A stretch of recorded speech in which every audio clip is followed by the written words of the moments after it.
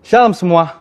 Pada Voice of Pentecost kali ini, kita akan membahas tentang integritas ilahi versus integritas duniawi. Hermann Göring adalah salah satu pemimpin militer dan politik yang sangat setia kepada Hitler pada masa Nazi Jerman. Kesetiaannya sangat besar sehingga apapun yang Hitler perintahkan, ia kerjakan. Dan apa yang Hitler percayai, ia pun percayai. Termasuk dalam kebenciannya kepada orang Yahudi. Secara standar dunia, Göring bisa dikatakan berintegritas karena ia buktikan loyalitasnya pada Hitler, termasuk dalam melakukan kekejaman. Namun, apakah itu integritas yang dimaksud juga oleh Allah? Menurut Kamus Besar Bahasa Indonesia, definisi kata integritas adalah mutu, sifat, atau keadaan yang menunjukkan kesatuan yang utuh sehingga memiliki potensi dan kemampuan yang memancarkan kewibawaan. Sedangkan, menurut Oxford Online Dictionaries, integritas adalah kualitas kejujuran dan memiliki prinsip moral yang kuat, keadaan yang utuh, dan tidak terbagi. Tapi bagaimana di mata Allah?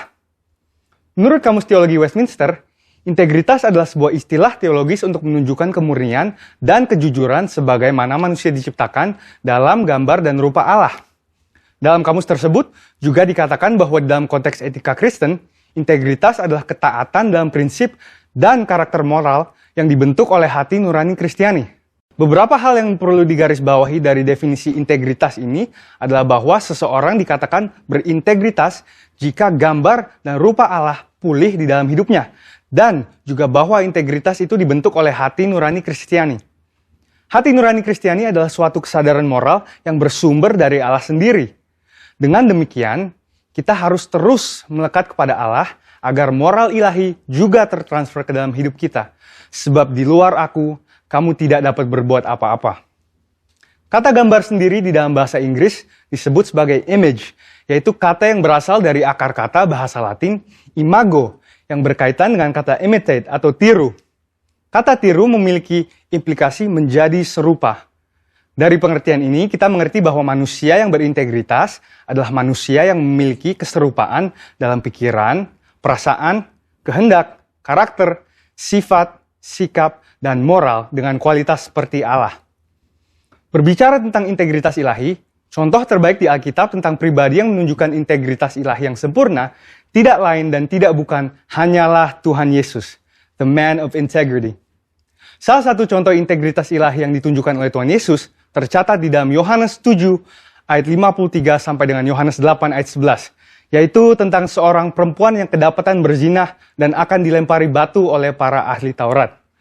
Di Yohanes 8 ayat 7 Yesus berkata, "Barang siapa di antara kamu tidak berdosa, hendaklah ia yang pertama melemparkan batu kepada perempuan itu."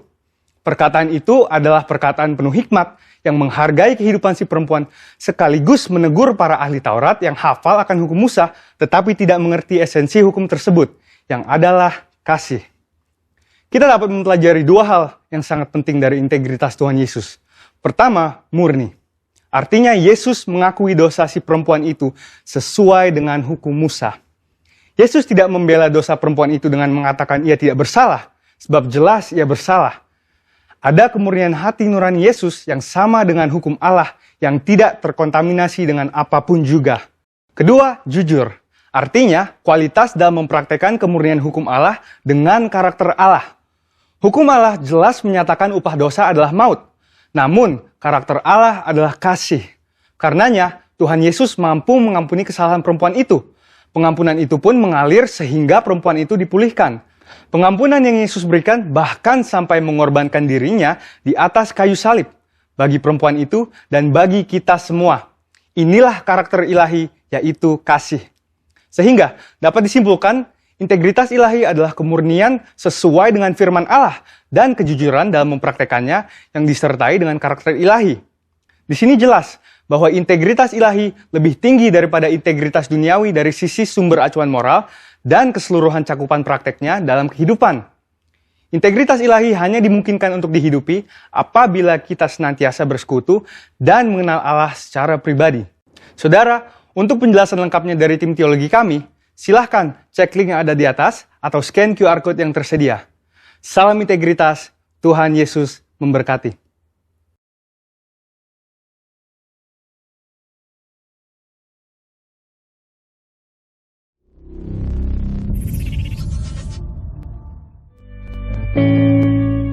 dalam lindungan Allah. Orang yang duduk dalam lindungan yang maha tinggi dan bermalam dalam naungan yang maha kuasa akan berkata kepada Tuhan, tempat perlindunganku dan kubu pertananku, Allahku yang kupercayai. Sungguh, dialah yang akan melepaskan engkau dari jerat menatap burung, dari penyakit sampar yang busuk. Dengan tepatnya ia akan menduduki engkau, di bawah sayapnya engkau akan berlindung. Kesetiaannya ialah perisai dan pagar tembok. Engkau tak usah takut terhadap kedahsyatan malam, terhadap panah yang terbang di waktu siang, terhadap penyakit sampar yang berjalan di dalam gelap, terhadap penyakit penular yang mengamuk di waktu petang. Walau 1000 orang terbang di sisimu dan 10.000 di sebelah kananmu, tetapi itu tidak akan menimpamu. Engkau hanya menontonnya dengan matamu sendiri dan melihat pembalasan terhadap orang-orang fasik. Sebab Tuhan ialah tempat perlindunganmu, yang maha tinggi telah kau buat tempat perteduhanmu. Malapetaka tidak akan menimpa kamu, dan tulah tidak akan mendekat kepada kemahmu. Sebab malaikat-malaikatnya akan diperintahkannya kepadamu untuk menjaga engkau di segala jalan. Mereka akan menatang engkau di atas tangannya, supaya kakimu jangan terantuk pada batu. Singa dan ular tedung akan kau langkahi. Engkau akan menginjak anak singa dan ular naga. Sungguh hatinya melekat kepadaku, maka aku akan meluputkannya. Aku akan membentenginya sebab ia mengenal namaku. Bila ia berseru padaku, aku akan menjawab. Aku akan menyertai dia dalam kesesatan.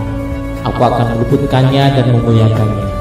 Dengan panjang umur akan kukenyangkan dia, dan akan kuperlihatkan kepadanya keselamatan daripadaku.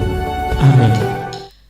Shalom Bapak Ibu yang ada di rumah, bersyukur kita buat pagi hari ini. Kita mau datang kepada Tuhan, kita mau sembah Dia, kita mau tinggikan namanya yang kudus.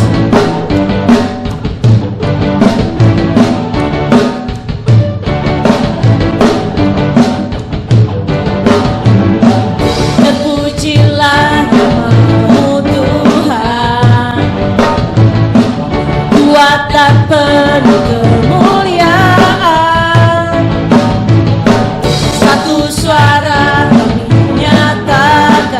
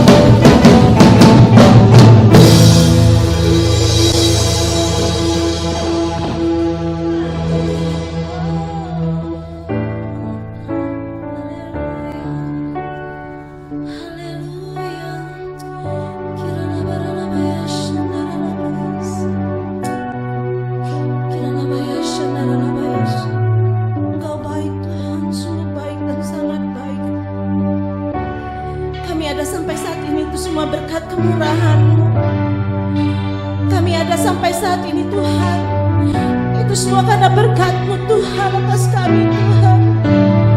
Dengan apa kami dapat balas Tuhan semua kebaikan-Mu selain kami datang kepadamu menyembah-Mu Tuhan. Kami mau bersama-sama, kami mau angkat pujian kami mau angkat penyembahan kami Tuhan. Kami mau katakan Engkau baik Tuhan, sungguh baik dan teramat sangat-sangat baik Tuhan. Kami siapkan hati kami Tuhan.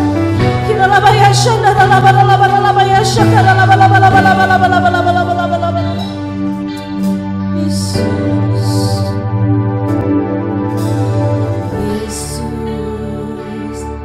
Kau sungguh baik. Yesus, namamu indah. Yesus, ku cinta Kau selalu, ku tinggikan, ku agungkan selamanya. Yesus, Kau sungguh baik. Yesus, namamu indah. Yesus, cinta Kau selalu, ku tinggikan, ku agungkan selamanya. Mau memuji-Mu, ku selalu muji-Mu. Ku mau menyembah-Mu, ku selalu sembah-Mu. Kau yang layak terima semua pujian, kemuliaan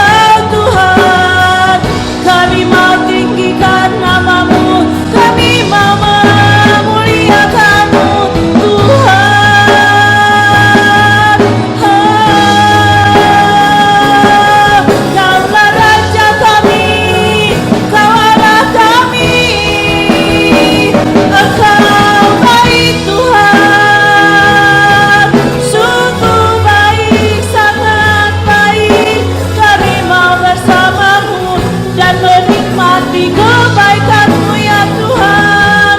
Haleluya. Inaralabaya shandaranamo, Iralabaya shandaranamo. Haleluya. Mari terus sembah Tuhan. Bapak Ibu yang ada di rumah, mari angkat suara sembah Tuhan. Tinggikan Dia. Nyatakan kebaikan Tuhan di dalam kehidupanmu. Sembah Tuhan. Sembah Dia Raja. Haleluya. Hiralabaya shandaralabaya se. Oh, sembah Tuhan. Sembah Tuhan. Mari tinggikan namanya yang kudus. Mari angkat suara sembah Tuhan. Oh, haleluya. Hiralabaralabaralabaya shandaralabaya se. Oh, Tuhan. Hiralabaralabaralabaya shanda. Shikirararararabayaralabaya shanda. Oh, Tuhan, Kau baik. Oh, Yesus. Hiralabaya shandaralabaya se. Hiralabaralabaralabaya shandaralamo. Hiralabaralabaralabaya shandaralabaya se. Oh, Tuhan. Mari sekali lagi Bapak Ibu angkat tanganmu di hadapan Tuhan. Kiralabaya shandaralamo. Ku memuji, ku selalu puji, ku menyembah, ku selalu sembah. Kau yang layak terima semua pujian, kemuliaan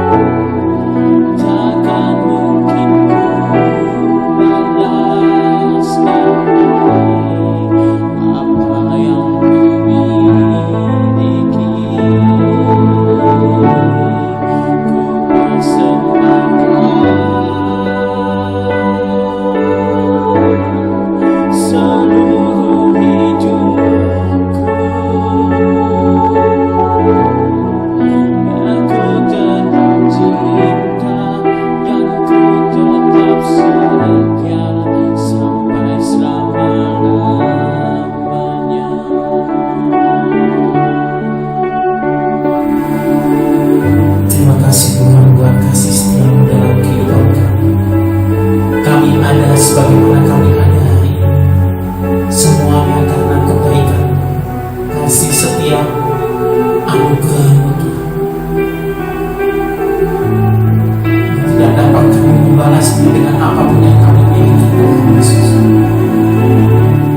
Selain daripada kami mempersembahkan hidup kami untuk-Mu Tuhan, memuliakan nama-Mu, meninggi memuji menyembah Engkau Tuhan.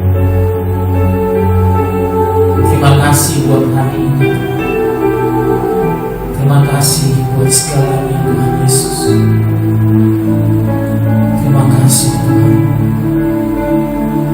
Pada hari ini kami mau sama-sama belajar tentang kebenaran firman-Mu Tuhan. Kau urapi setiap kami, supaya kami memiliki telinga seorang murid, hati kami menjadi tanah yang subur, di mana benih firman-Mu Tuhan ditaburkan boleh berakar, bertumbuh, dan berbuah dalam kehidupan kami Tuhan. Dan buahnya dinikmati oleh banyak orang, di mana kami menjadi berkat bagi banyak orang Tuhan. Urapi lidah bibirku Tuhan. Setiap apa yang keluar dari mulutku semuanya adalah perkataan-Mu sendiri Tuhan. Pegang kendali penuh atas ibadah kami Tuhan.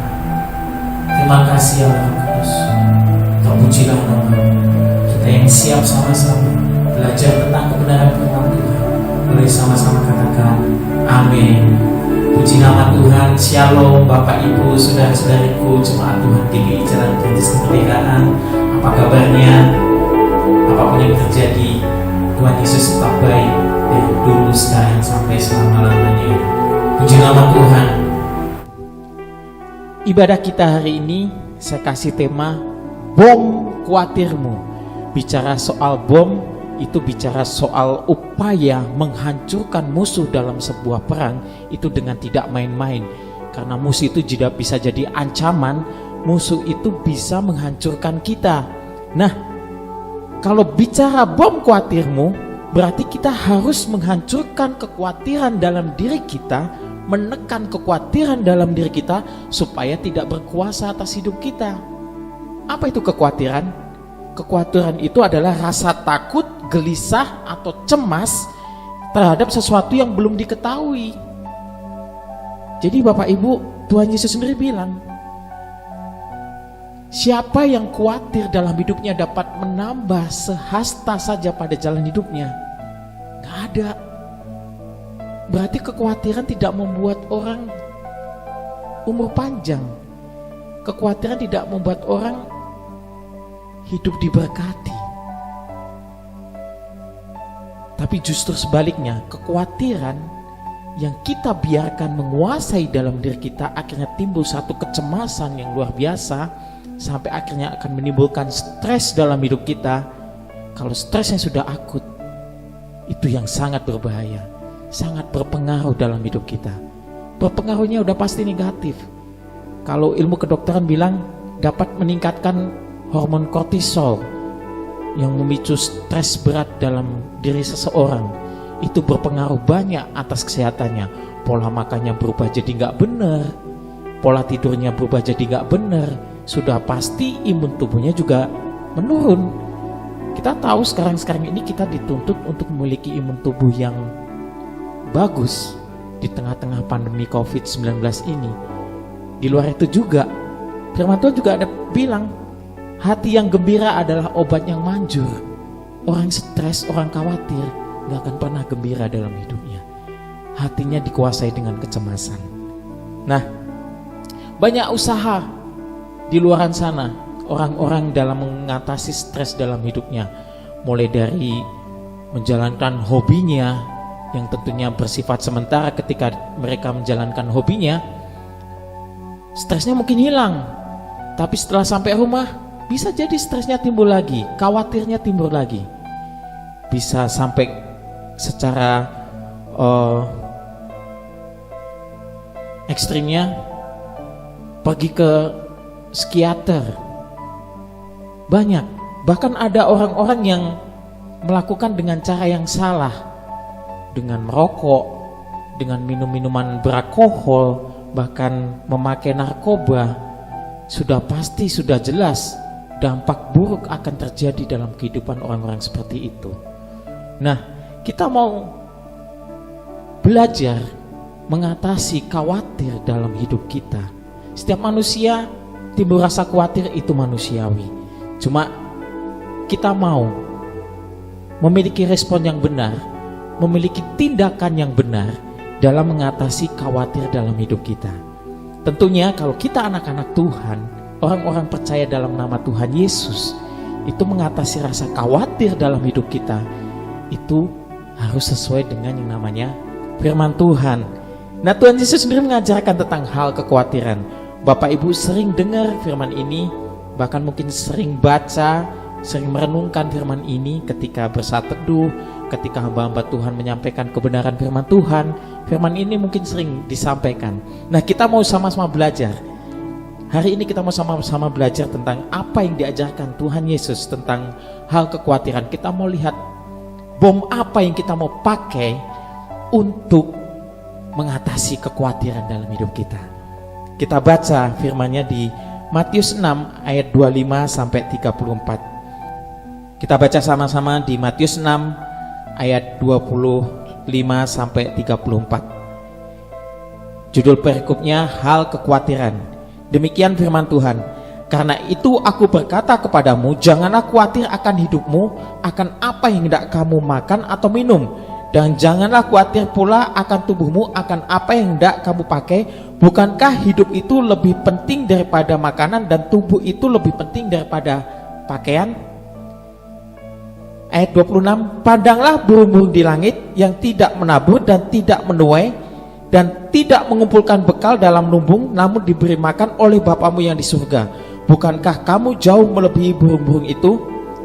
Siapakah di antara kamu yang karena kekhawatirannya dapat menambahkan sehasta saja pada jalan hidupnya?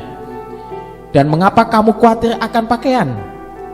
Perhatikanlah bunga bakung di ladang yang tumbuh tanpa bekerja dan tanpa memintal. Namun aku berkata kepadamu, Salomo dalam segala kemegahannya pun tidak berpakaian seindah salah satu dari bunga itu. Yang berikutnya, jadi jika demikian Allah mendandani rumput di ladang yang hari ini ada dan besok dibuang ke dalam api, tidakkah Ia akan terlebih mendandani kamu, hai orang yang kurang percaya? Sebab itu janganlah kamu khawatir dan berkata, apakah yang akan kami makan? Apakah yang akan kami minum? Apakah yang akan kami pakai? Semua itu dicari bangsa-bangsa yang tidak mengenal Allah. Akan tetapi Bapamu di surga tahu bahwa kamu memerlukan semuanya itu. Tetapi carilah dahulu kerajaan Allah dan kebenarannya, maka semuanya itu akan ditambahkan kepadamu. Ayat yang terakhir 34. Sebab itu janganlah kamu khawatir akan hari besok, karena hari besok mempunyai kesusahannya sendiri. Kesusahan sehari cukuplah untuk sehari. Firman Tuhan dalam Matius 6 ayat 25 sampai 34 ini Tuhan Yesus sendiri mengajarkan tentang hal kekhawatiran.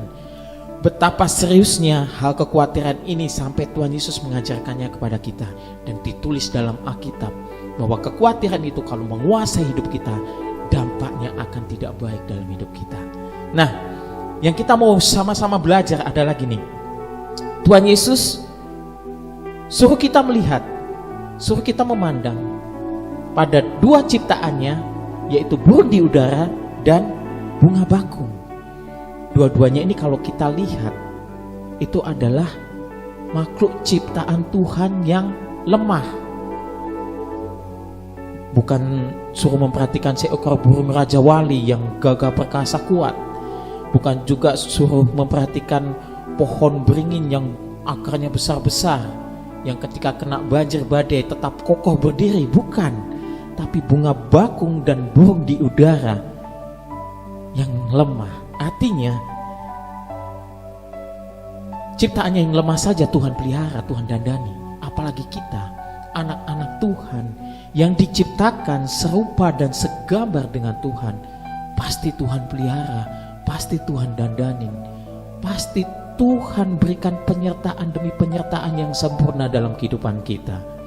Tapi kadangkala rasa kekhawatiran itu lebih besar daripada apa yang menjadi janji Tuhan dalam penyertaannya, daripada apa yang menjadi janji Tuhan dalam pemeliharaannya, daripada pada janji Tuhan atas berkat-berkatnya dalam mengatasi segala persoalan dan pergumulan hidup. Kalau Tuhan suruh lihat burung di udara dan bunga bakung, pernahkah kita coba memperhatikan cara hidup dari kedua makhluk ciptaan Tuhan ini?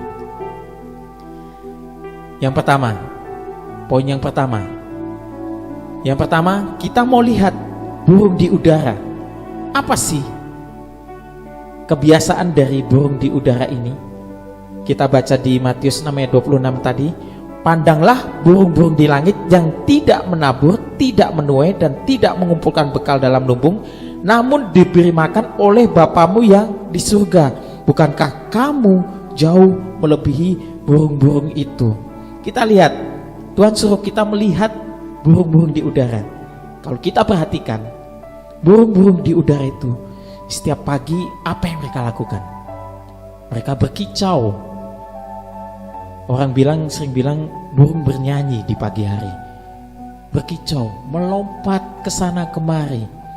Kalau saya bangun pagi-pagi itu jam 4:30 atau jam 5 pagi, di sekitaran rumah saya itu tetangga-tetangga saya banyak yang pelihara burung. Dan juga burung yang liar itu cukup banyak juga. Kalau kita tahu jam 4:30 pagi, jam 5 pagi itu di luar masih gelap, matahari belum terbit, tapi sudah mulai kedengaran kicau burung yang merdu, sudah mulai kedengaran kicau burung bersaut-sautan. Artinya apa Bapak Ibu? Artinya Tuhan suruh kita melihat burung itu pagi-pagi dia bernyanyi, dia berkicau. Nah, kita anak-anak Tuhan mestinya mengawali hari-hari dalam hidup kita, memulai hari-hari dalam hidup kita.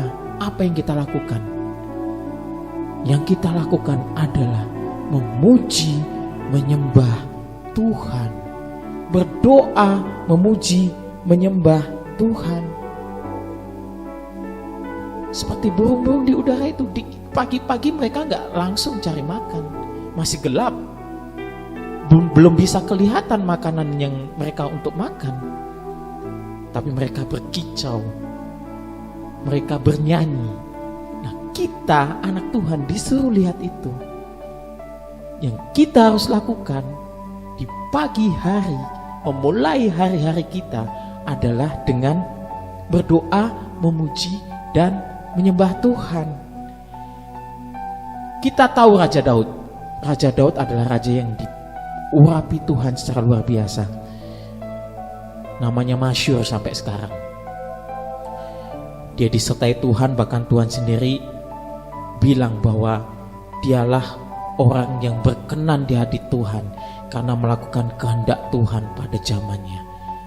Satu teladan Raja Daud dalam Mazmur 5 ayat 3. Dia bilang begini, saya bacakan buat Bapak Ibu.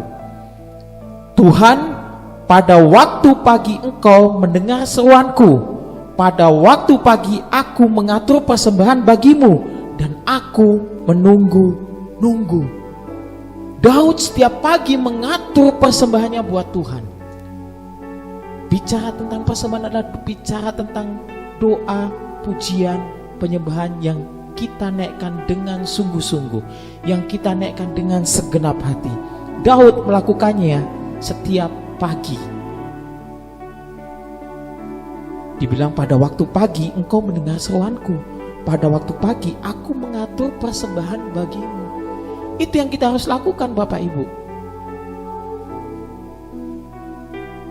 Persembahan, doa, pujian, penyembahan kita kepada Tuhan itu menjadi persembahan yang harum, yang menyenangkan hati Tuhan. Bicara soal persembahan, bicara juga soal doa, pujian, penyembahan yang bagaimana. bicara soal persembahan, bicara tentang doa, pujian, penyembahan yang kita naikkan dengan penuh ucapan syukur. Kita baca lagi di Mazmur 90 ayat 14. Ini doa Musa yang judul perikopnya adalah Allah tempat perlindungan yang kekal. Di Mazmur 90 ayat 14, begini firman Tuhan, kenyangkanlah kami di waktu pagi dengan kasih setiamu, supaya kami bersorak-sorak dan bersukacita semasa hari-hari kami. Di sini dibilang kenyangkanlah kami di waktu pagi dengan kasih setiamu.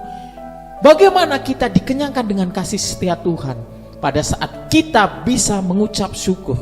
Orang yang mengucap syukur adalah orang yang bisa mengingat-ingat segala kebaikan Tuhan yang Tuhan sudah buat dalam hidupnya. Sehingga benar-benar kita mengingat banyak kebaikan Tuhan, sehingga mulut kita penuh dengan ucapan syukur. Di situ setiap pagi kita naikkan doa pujian penyembahan kita dengan ucapan syukur, maka kita dikenyangkan dengan kasih setia Tuhan. Berikutnya dibilang apa? Supaya kami bersorak-sorai dan bersukacita semasa hari-hari kami. Jadi kalau orang pagi-pagi berdoa memuji menyembah Tuhan dengan penuh ucapan syukur, supaya kami bersorak-sorai dan bersukacita, artinya kita semangat dalam menjalani hari. Kita bersukacita dalam menjalani hari. Ingat, semangat yang luar biasa itu memberi tenaga yang lebih buat kita dalam menjalani hari-hari, dalam menjalani kehidupan kita hari demi hari. Jadi dalam doa kita setiap pagi perlu yang namanya ucapan syukur. Itu saya lakukan Bapak Ibu. Setiap pagi saya saat teduh saya berdoa. Saya tidak pernah minta macam-macam sama Tuhan. Yang saya lakukan adalah saya memuji menyembah Tuhan, meninggikan nama Tuhan, mengucap syukur sama Tuhan. Bukan cuma itu loh Bapak Ibu. Kita tahu mukjizat yang Tuhan buat yang luar biasa dalam memberkati orang dalam hal makanan dan minuman. Itu adalah peristiwa tentang Tuhan memberi makan 5.000 orang dengan 5 roti dan 2 ikan. Satu kisah lagi, Tuhan memberi makan 4.000 orang dengan 7 roti dan ikan. Ikannya gak disebut berapa. Tapi apa yang Tuhan Yesus lakukan? Kita baca di Yohanes 6 ayat 11, itu dibilang begini. Ini tentang Tuhan Yesus memberi makan 5.000 orang. Lalu Yesus mengambil roti itu, mengucap syukur dan membagi-bagikannya kepada mereka yang duduk di situ. Demikian juga dibuatnya dengan ikan-ikan itu sebanyak yang mereka kehendaki. Mengucap syukur. Yang 4.000 orang, Matius 15 ayat 36. Sesudah itu ia mengambil ke-7 roti dan ikan-ikan itu, mengucap syukur, memecah-mecahkannya dan memberikannya kepada murid-muridnya, lalu murid-muridnya memberikannya pula kepada orang banyak. 4.000 orang diberi makan Tuhan Yesus dengan 7 roti, 5.000 orang diberi makan Tuhan Yesus dengan 5 roti 2 ikan. Waktu Tuhan mengucap syukur, apakah rotinya sudah mencukupi 5.000 orang? Ikannya sudah mencukupi 5.000 orang, 4.000 orang? Belum. Waktu Tuhan mengucap syukur, rotinya masih 5, ikannya masih 2. Di peristiwa 5.000 orang dikasih makan. Di peristiwa 4.000 orang, rotinya masih 7 dengan ikan-ikan yang sedikit.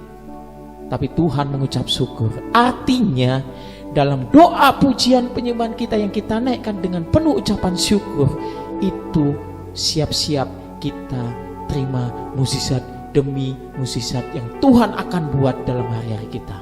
Makanya penting sekali Bapak Ibu, dalam bom khawatir kita, poin yang pertama adalah kita berdoa dengan penuh ucapan syukur, yaitu tadi berdoa memuji menyembah Tuhan dengan penuh ucapan syukur.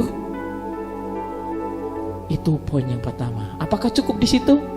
Enggak. Kalau kita tahu burung di udara itu bukan cuma sekedar berkicau di pagi hari. Mereka begitu matahari mulai bersinar, mereka terbang dari satu pohon ke pohon yang lain, atau mungkin ke tanah ke bawah untuk jenis burung yang makan biji-bijian, jenis burung yang makan ulat, serangga. Itu mereka terbang ke sana kemari untuk mengambil makanannya yang Tuhan sudah sediakan. Artinya mereka nggak berdiam diri. Jadi bukan cuma cukup sekedar berdoa dengan penuh ucapan syukur, tapi perlu yang namanya bekerja dan berusaha. Jadi kalau kita pagi-pagi kita sudah berdoa, memuji, menyembah Tuhan dengan penuh ucapan syukur, langkah berikutnya adalah kita mulai bekerja dengan baik dan benar. Kita mulai berusaha dengan baik dan benar. Maka siap-siap kita terima mukjizat demi mukjizat dari Tuhan. Itu poin yang pertama Bapak Ibu, dalam mengebom kekhawatiran kita, dalam memerangi kekhawatiran yang ada dalam diri kita. Poin yang pertama adalah berdoa, memuji, menyembah Tuhan dengan penuh ucapan syukur, kemudian bekerja dan berusaha. Ikuti tuntunan Tuhan. Penyertaan Tuhan akan luar biasa kalau kita mulai hari dengan doa, pujian, penyembahan. Amin. Kita masuk poin yang kedua. Poin yang kedua kita baca di Matius 6 ayat ke 28 sampai 30. Demikian firman Tuhan. Dan mengapa kamu khawatir akan pakaian? Perhatikanlah bunga bakung di ladang yang tumbuh tanpa bekerja dan tanpa memintal. Kita suruh lihat bunga bakung di padang. Kemudian ayat 29, namun aku berkata kepadamu, Salomo dalam segala kemegahannya pun tidak berpakaian seindah dari salah satu bunga itu.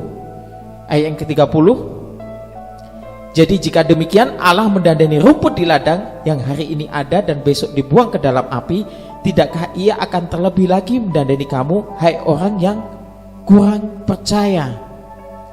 Kalau kita lihat bunga bakung atau rumput di ladang, itu mereka apakah tumbuh begitu saja? Enggak. Kalau kita lihat bunga bakung di padang, itu mereka butuh media untuk bertumbuh, butuh media untuk berakar, mendapatkan nutrisi yang bagus lewat akar-akarnya, kemudian bertumbuh dan memberikan bunga yang indah. Nah, ketika Tuhan meminta kita melihat bunga bakung, saya dibukakan ini Bapak Ibu sama Tuhan, bahwa bunga bakung butuh media untuk berakar dan bertumbuh. Begitu juga dengan kita, anak-anak Tuhan, butuh yang namanya media untuk bertumbuh, butuh yang namanya media untuk didandani sama Tuhan. Media apa itu? Kita tahu bahwa manusia itu diciptakan bukan sebagai makhluk individual, tapi diciptakan sebagai makhluk sosial. Buktinya Tuhan bilang waktu menciptakan Adam, tidak baik manusia itu hidup seorang diri, maka diambillah tulang rusuknya, diciptakanlah Hawa, dan dibuat mereka beranak cucu. Artinya memang manusia diciptakan oleh Tuhan untuk sebagai makhluk sosial. Nah, dalam hal ini, media apa supaya kita dapat bertumbuh dan didandani sama Tuhan? Yaitu kita harus memiliki yang namanya komunitas rohani yang baik dan benar, serta tertanam dalam gereja lokal. Itu media kita untuk bertumbuh dan didandani sama Tuhan. Tentunya kalau bicara tentang komunitas rohani yang baik dan benar, seperti yang Rasul Paulus nasihatkan kepada jemaatnya di Tesalonika, kalau kita baca di 1 Tesalonika 5 ayat 14 sampai 15 ini, Rasul Paulus menasihatkan kepada jemaatnya di Tesalonika. Dia bilang begini, kami juga menasihati kamu saudara-saudara, tegurlah mereka yang hidup dengan tidak tertib, hiburlah mereka yang tawar hati, belalah mereka yang lemah, sabarlah terhadap semua orang, perhatikanlah supaya jangan ada orang yang membalas jahat dengan jahat, tetapi usahakanlah senantiasa yang baik terhadap kamu masing-masing dan terhadap semua orang. Jadi kita harus memiliki komunitas rohani yang baik dan benar, yang dalam arti begini, kalau kita dalam komunitas rohani itu kita ditegur oleh saudara seiman kita, jangan sakit hati. Di situ Tuhan sedang mendandani kita. Di situ Tuhan sedang membuat kita bertumbuh. Kita harus memiliki respon yang baik. Kita harus memiliki respon yang benar ketika saudara seiman kita menegur. Mereka menegurnya pasti dengan kasih. Kalau dalam satu komunitas rohani yang baik dan benar, saudara-saudara seiman kita pasti menegurnya dengan kasih. Untuk yang menegur pun jangan sungkan sebenarnya ya. Kalau untuk sesuatu kebaikan untuk orang itu, sampaikan. Kalau enggak, kasihan. Nah, dibilang juga begini, hiburlah mereka yang tawar hati. Jadi ketika kita menghadapi satu kekhawatiran, ketika kita menghadapi satu ketakutan, kita menghadapi satu kecemasan, kita lari ke orang yang tepat untuk bercerita. Di samping pertama kita bercerita sama Tuhan, di samping pertama kita berdoa sama Tuhan, kita juga punya saudara-saudara seiman yang siap mendengarkan keluh kesah kita. Jadi kita nggak salah dalam bercerita kepada orang ketika kita menghadapi satu kekhawatiran, ketakutan, kecemasan. Apa jadinya kalau kita bercerita kepada orang yang salah? Kita cerita kepada orang yang suka pakai narkoba, kita akan dibawanya masuk dalam dunia narkoba. Kalau kita berceritanya kepada orang yang suka mabuk-mabukan, minum-minuman beralkohol, kita akan dibawa masuk dalam kehidupan mereka, mabuk-mabukan. Itu kenapa pentingnya komunitas rohani yang baik dan benar. Bapak Ibu masuk dalam komunitas yang baik dan benar, komunitas rohani yang baik dan benar. Di gereja kita ada wadah kul. Tertanam di gereja lokal, jangan menjadi jemaat Tuhan yang gerejanya jalan-jalan. Minggu ini kalau waktu masih onset, sekarang masih online ibadah kita. Waktu masih onset, minggu ini di gereja ini, minggu besok di gereja itu, minggu besoknya di gereja satunya lagi, minggu besoknya lagi di gereja satunya lagi. Jangan Bapak Ibu, kita harus miliki komunitas rohani yang baik dan benar dan tertanam dalam satu gereja lokal. Di situ Tuhan akan dandani kita. Tuhan buat kita akan bertumbuh. Lewat apa? Lewat saudara-saudara seiman kita. Ketika kita ditegur, ketika kita dinasihati, kita buka hati untuk berubah ke arah yang lebih baik. Puji nama Tuhan. Jadi poin yang kedua, untuk mengatasi kekhawatiran dalam hidup kita, kita harus memiliki komunitas rohani yang baik dan benar dan tertanam dalam gereja lokal. Kemudian yang ketiga, yang ketika kita baca di Matius 6 ayat 33, begini firman Tuhan, tetapi carilah dahulu kerajaan Allah dan kebenarannya, maka semuanya itu akan ditambahkan kepadamu. Ini ayat umum sekali. Ini ayat seringkali dipakai oleh orang-orang yang memang sedang menghadapi persoalan, beban berat dalam hidupnya. Seringkali kita dikuatkan dengan firman ini, carilah dahulu kerajaan Allah dan kebenarannya, maka semuanya itu akan ditambahkan kepadamu. Bagaimana mencari kerajaan Allah? Yang jadi pertanyaannya, bagaimana mencari kerajaan Allah?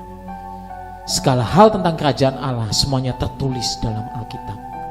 Semuanya sudah difirmankan oleh Tuhan sendiri dan tertulis dalam Alkitab. Jadi dalam mencari kerajaan Allah dan kebenarannya, itu adalah dengan membaca, merenungkan, dan melakukan firman Tuhan. Jadi bukan cuma sekedar membaca firman Tuhan titik. Tidak. Membaca firman Tuhan lalu dilanjutkan dengan merenungkannya titik. Enggak juga.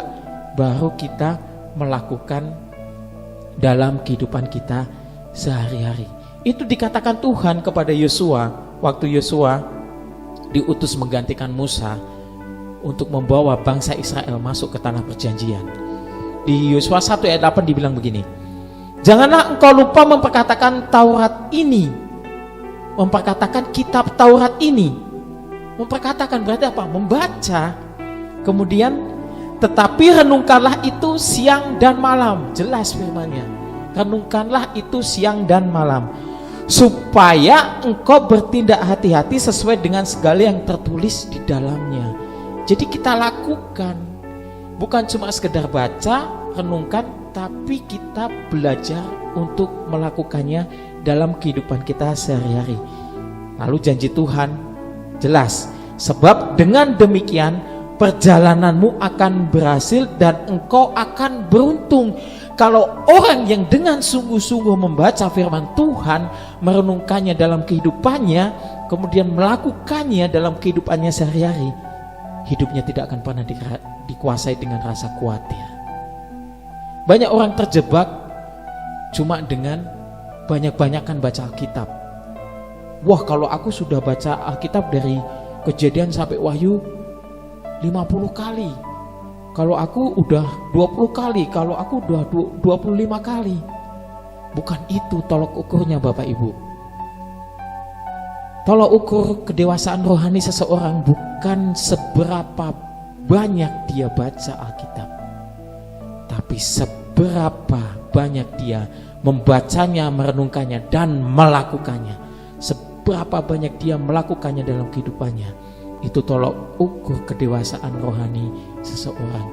Jadi kalau bicara tentang bagaimana mencari kerajaan Allah adalah membaca, merenungkan, dan melakukan firman Tuhan dalam kehidupan kita sehari-hari. Baru semuanya akan ditambahkan kepadamu. Nah, dalam hal ini pun kita suka punya pola pikir yang kurang tepat menurut saya. Kadang-kadang ini yang terjadi dalam diri saya ketika pertama kali saya dapat firman ini. Cari dahulu kerajaan Allah dan kebenarannya, maka semuanya itu akan ditambahkan kepadamu. Yang ada dalam pola pikir saya adalah berkat materi. Ditambahkan aku punya mobil, ditambahkan aku punya rumah, ditambahkan aku punya uang yang banyak, tabungan yang banyak. Itu kurang tepat Bapak Ibu. Sebenarnya apa yang ditambahkan sama Tuhan kalau kita membaca, merenungkan, dan melakukan firman Tuhan dalam kehidupan kita sehari-hari? Yang ditambahkan adalah hikmat kita, ditambahkan dalam kita melakukan segala pekerjaan kita. Ide, gagasan, kreativitas Tuhan tambahkan dalam melakukan segala pekerjaan kita, dalam menghadapi kehidupan kita sehari-hari, dalam kita berusaha, dalam kita berjualan, dalam kita melakukan segala sesuatu. Tuhan tambahkan ide, gagasan, kreativitas. Apalagi Tuhan tambahkan kekuatan ketika kita menghadapi masalah yang besar, ketika kita menghadapi pergumulan hidup yang berat. Tuhan tambahkan kekuatan sehingga kita tidak goyah. Itu yang dimaksud. Jadi ketika Tuhan tambahkan itu semua, baru yang namanya segala berkat, yang namanya berkat materi, berkat kesehatan, itu akan mengikuti, itu akan mengikuti hidup kita. Itu jadi bonus. Makanya semuanya akan ditambahkan kepada kita. Jadi poin yang ketiga adalah untuk mengatasi, untuk bom kekhawatiran dalam kehidupan kita. Yang ketiga adalah baca, renungkan, dan lakukan firman Tuhan. Tuhan akan tambahkan semuanya dalam kehidupan kita. Amin, puji nama Tuhan. Poin yang terakhir, yang keempat, kita baca ayat 34. Demikian firman Tuhan. Sebab itu janganlah kamu khawatir akan hari besok, karena hari besok mempunyai kesusahannya sendiri. Kesusahan sehari cukuplah untuk sehari. Nah, di sini juga ada mungkin beberapa orang juga memiliki pengertian yang kurang tepat dengan ayat ini. Ayat ini bukan berarti kita masa bodoh dengan masa depan kita, bukan berarti kita cuek dengan masa depan kita. Kita bisa bilang, toh Tuhan yang atur, Tuhan yang tetapkan, betul, tapi bukan berarti kita terus masa bodoh, bukan berarti terus kita cuek. Yang dibilang dengan kesusahan sehari cukuplah untuk sehari, yang dibilang dalam firman Tuhan ini, sebablah janganlah kamu khawatir, sebab itu janganlah kamu khawatir akan hari besok, karena hari besok mempunyai kesusahannya sendiri. Kesusahan sehari cukuplah untuk sehari. Kita tahu ada 3 masa waktu dalam kehidupan kita. Yang pertama adalah masa lampau. Kemarin, dulu, itu adalah masa-masa yang sudah kita lalui, masa-masa yang sudah berlalu.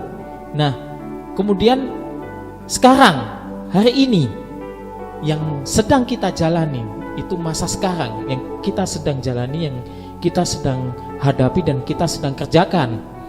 Kemudian masa yang ketiga adalah besok, lusa, bulan depan, tahun depan. Itu bicara tentang masa yang akan datang, bicara tentang masa depan. Nah, bicara tentang kesusahan sehari, cukuplah untuk sehari, bukan membuat kita masa bodoh dengan masa depan kita, tetapi kita harus punya sikap hati, punya pola pikir, punya sikap hidup bahwa kita menjadikan masa lalu adalah sebuah pengalaman dan kita belajar dari pengalaman itu. Apa yang tidak benar jangan kita lakukan lagi, apa yang salah jangan kita lakukan lagi, kita harus perbaiki. Yang sudah benar, yang sudah baik perlu kita tingkatkan. Kapan itu? Hari ini, waktu kita menjalani hidup kita. Jadi kita belajar dari masa lalu, jalani hari ini dengan baik dan benar. Kemudian di masa yang akan datang kita memiliki pengharapan. Pengharapan di dalam siapa? Pengharapan di dalam Tuhan kita Yesus Kristus. Firman Tuhan dalam Yeremia 29 ayat 11 ini umum sekali. Sudah jelas, sangat jelas dikatakan bahwa Tuhan bilang begini, sebab aku ini mengetahui rancangan-rancangan apa yang ada padaku mengenai kamu. Demikianlah firman Tuhan, yaitu rancangan damai sejahtera dan bukan rancangan kecelakaan, untuk memberikan kepadamu hari depan yang penuh harapan.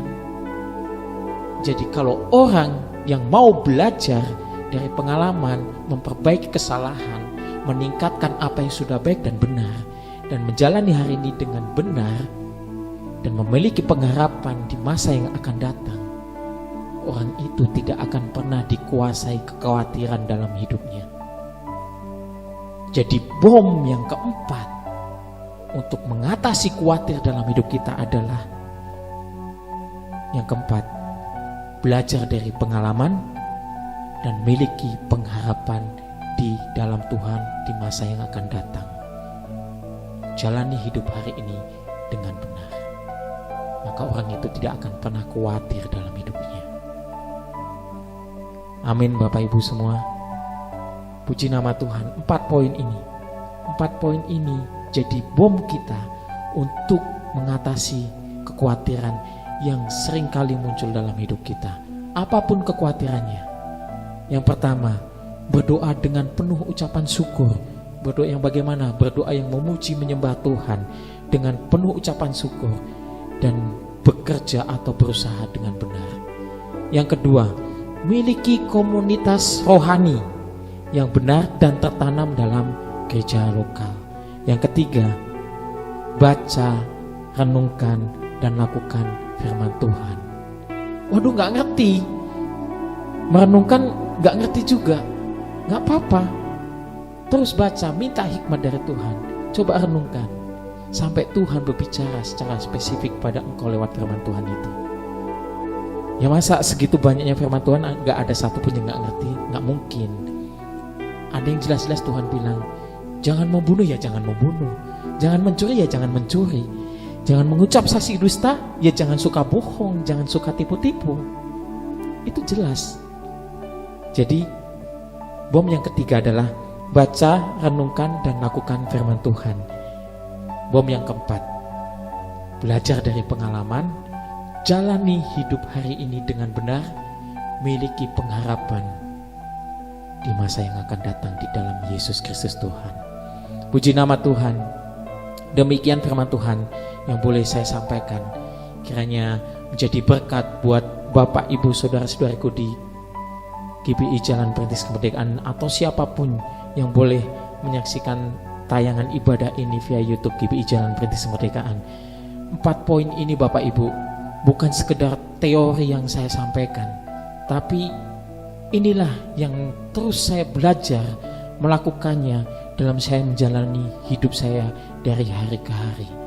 Sejak saya memutuskan untuk menjadi pelayan Tuhan sepenuh waktu, tidak ada rasa khawatir dalam hidup saya tentang masa depan saya. Saya sudah serahkan sama Tuhan. Hari demi hari saya jalani. Hari demi hari saya jalani tanpa rasa khawatir. Tapi ada satu waktu ketika saya seorang diri merenung, tiba-tiba kekhawatiran menguasai hidup saya tentang masa depan. Di situ juga Tuhan bicara apa sama saya? Tuhan bicara, bahagia itu sederhana, Wan. Mengucap syukurlah dalam segala hal. Di situ saya langsung tidak ada kekhawatiran lagi dalam kehidupan saya. Apapun yang terjadi, Tuhan ada dalam diri saya. Tuhan yang tuntun saya, Tuhan yang bela saya, Tuhan yang bela Bapak Ibu, Tuhan yang tuntun Bapak Ibu, saudara-saudariku, Tuhan yang pegang masa depan kita. Puji nama Tuhan. Mari sama-sama angkat tangan kita di hadapan Tuhan. Terlalu banyak yang Tuhan telah beri, takkan mungkin ku balas apa yang ku miliki. Ku rasa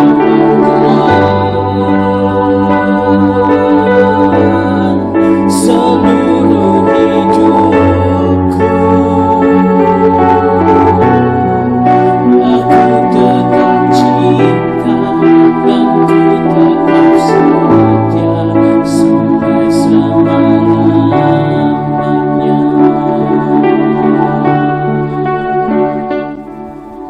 Terima kasih Tuhan buat firman-Mu hari ini Tuhan. Biarlah setiap firman yang boleh ditaburkan pada hari ini, itu boleh berakar dan bertumbuh serta berbuah dalam kehidupan kami Tuhan. Jadikan kami anak-anak-Mu yang berpegang teguh kepada janji-Mu Tuhan, yang berpegang teguh kepada firman-Mu Tuhan Yesus, bahwasanya hidup kami, masa depan kami indah bersama dengan Engkau Tuhan.